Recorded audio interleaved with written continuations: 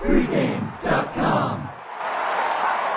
Welcome back to Pregame.tv. We're going to take a look NFL action. Indianapolis at Arizona.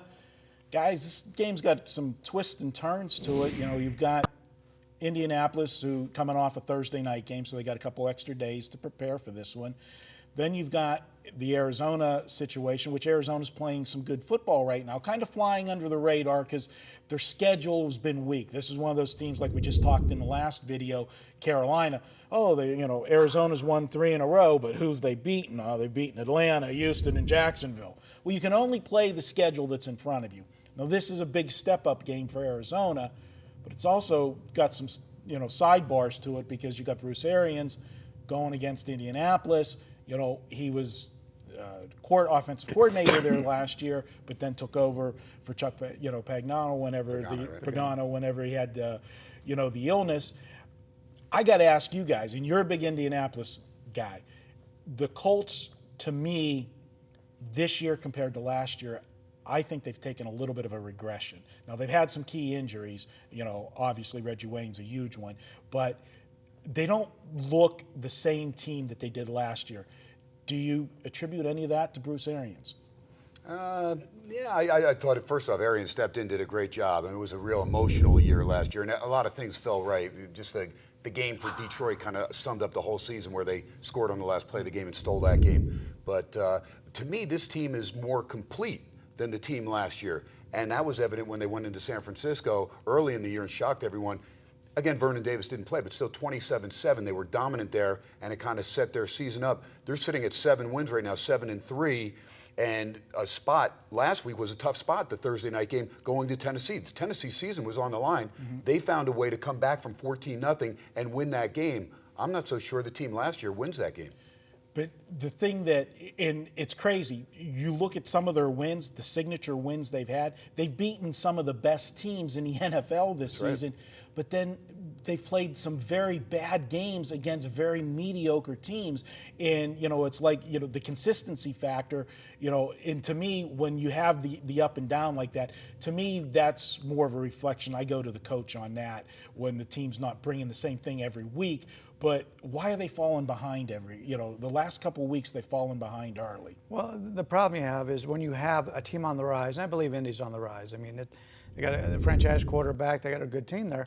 But anytime you got a team on the rise, you're going to find that. A lot of times, in basketball, you're very good in basketball. When a young team is playing at home, they play with a lot of confidence. They look pretty good. They can pull off some upsets. They go on the road and they get blown out. That's a situation with Indy. I don't think they believe in themselves as of yet. But when they're playing a good team and they see that, hey, we're holding in here against Denver, San Francisco, Seattle, we got a chance here. And then other games, they go, well, we're playing Jacksonville, although bad example, they crushed Jacksonville. Yeah. But they have a lesser enthusiasm for that game, and they don't come prepared. But my concern right now with Indy is the defense. You go back to the last 6 games, they're allowing 403.5 yards per game. You're playing an Arizona team here, playing at home, has only allowed 400 yards once all season. So you've got, in my opinion, the far better defense playing at home here with Arizona.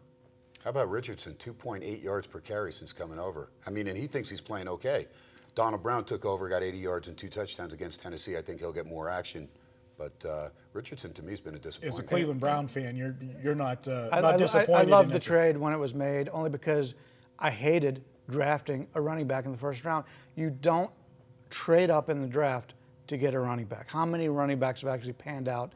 Peterson? I mean, they're just the running backs are not as big of an issue as they used to be in the NFL with the new offenses. And they don't last very long. You get like 5 good years out of a running back and he's done. They just take too much of a pounding.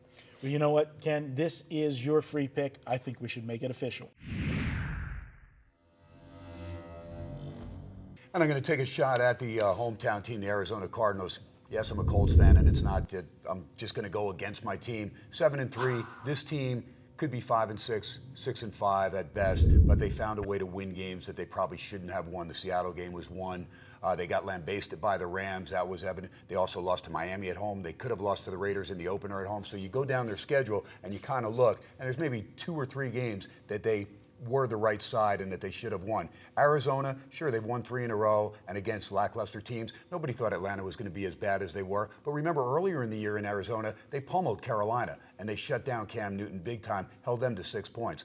I think they do the same thing to the Colts. When you look at this defense, and they play their best ball at home, but they only allowed 81 yards rushing per game. That's solid. Also, you take Gerard Powers, you throw him in the secondary, former Colt, went over there with Arians. He's solid, but you've got Patrick Peterson, you got Matthew, you got Yermias Bell. I mean, that secondary is loaded. They have 14 interceptions, 7 between the last 3 guys I just mentioned. You've got Dansby, you've got Calais Campbell, Washington, Darnell Dockett. Are you kidding me? This is one of the better defenses on their home field in the NFL. I think they get all over Luck. If Luck and the Colts fall behind like they did against Tennessee, well, Carson Palmer threw for over 400 some odd yards last week and a couple touchdowns. I know it was Jacksonville, but still, it was a game they needed to win, and they were laying nearly double digits. They went in there, found a way to shake off the first quarter where they gave up 2 touchdowns, come on and still cover the double-digit line or 9.5, whatever it was. So I like this Arizona team. Again, I like Luck. He's the reason that the Colts have those wins. Richardson's been a disappointment. Brown has come on.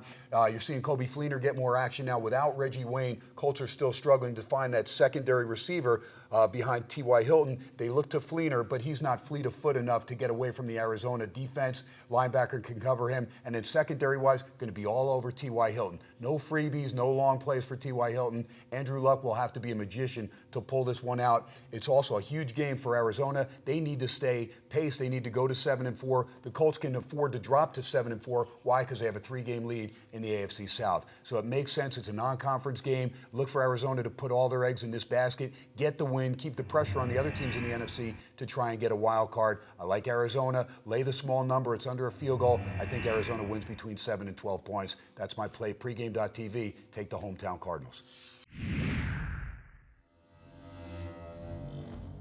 All right, there you have it. Ken says to take Arizona. Throw one thing in there. They've got to support your Arizona. Indianapolis has Tennessee at home next week, which that would virtually lock up the division if they win that, because then they would sweep the season series. So definitely this is a mulligan game for Indianapolis on Sunday.